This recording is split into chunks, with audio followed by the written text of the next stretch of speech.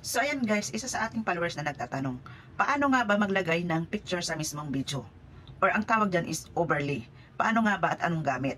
So, panoorin mo ang video na ito.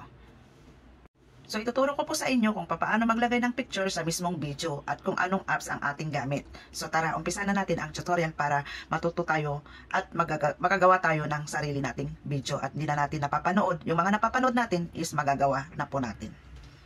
So, punta na tayo ng CapCut kasi CapCut ang aking gamit sa pag-i-edit ng video. So, open natin. Dito tayo sa my new project. Kunin natin yung video. For example, ayan. So, ayan guys. I-add natin. And then, off natin ang sounds para hindi marinig yung salita. Ayan.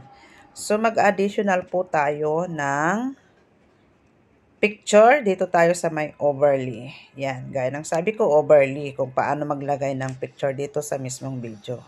Add overlay. And then, kuha po tayo ng picture. For example, yan. Add natin. Ganyan lang po. Nasa sayo na kung saan mo ilagay ang picture na ilalagay mo po.